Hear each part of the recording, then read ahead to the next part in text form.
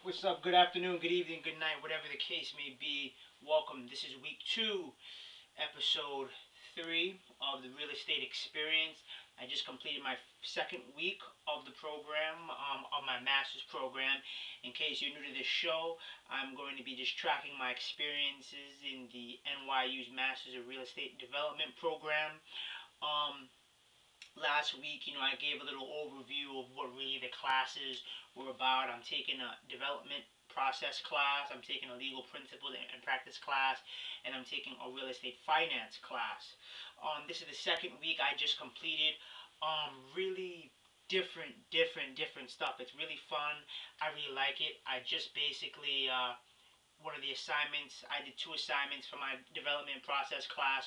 One of them, I had to pick a piece of property and envision what it could be. I chose 871 Union, is it 871? I think it's Uniondale Avenue. No, Nassau Road. That's it. 871 Nassau Road. It was formerly zoned for auto sales. So my project, I put a spin on it. I'm gonna have it rezoned for office space, and with the overall idea that it will attract a new type of business into the community. Real estate is a very funny industry. It can change, a community, if you will. You get to bring in a lot of different revenues inside the community. So basically, after that project was done this week, what we're doing, we're learning different ways to tie up property. One of them is a letter of intent, and I'm learning that this letter of intent is basically,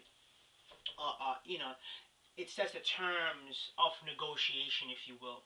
So I did my letter of intent, really simple. I guess that they're starting out really simple. One of the things I will say in your master's program for anybody, keep up with the readings.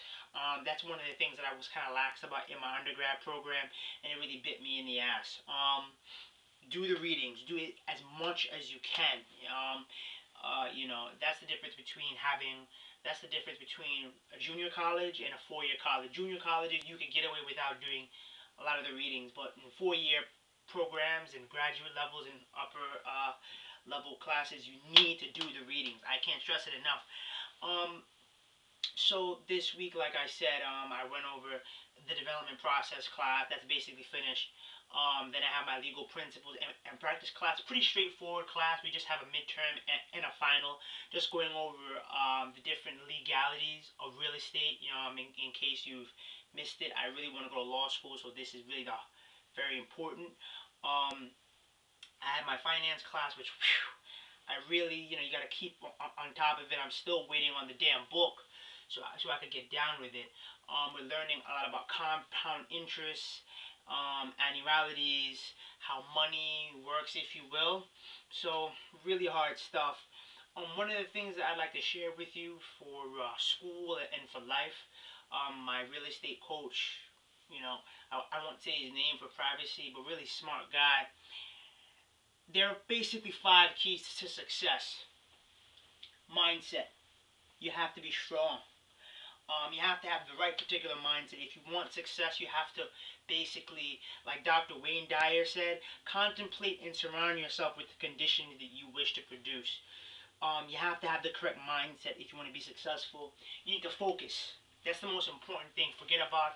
I've had so many friends who their lives have been put on hold and they're struggling because they lack focus. You need to find your focus. And in order to find your focus, you need to find what it is that you want out of life. Me, I want to be the best, so that's why I'm focused.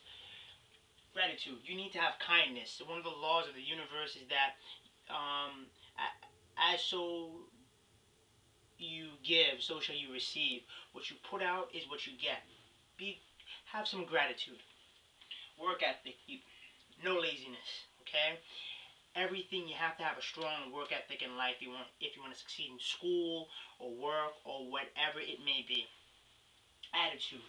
I think attitude and mindset they kind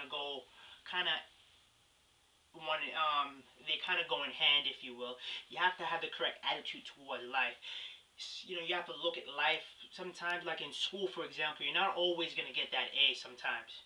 or you're not even gonna get that B. Sometimes you might get a C, and you might have, and sometimes you work really hard at it, But what have you learned?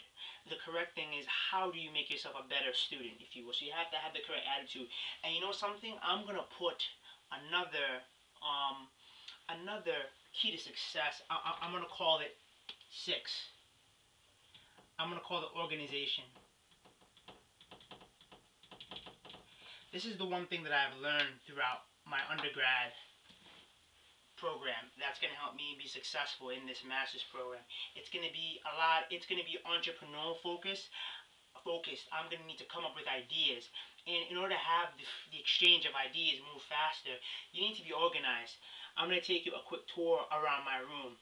In each corner over here, and then you see one over there, I have one of these boards, a whiteboard.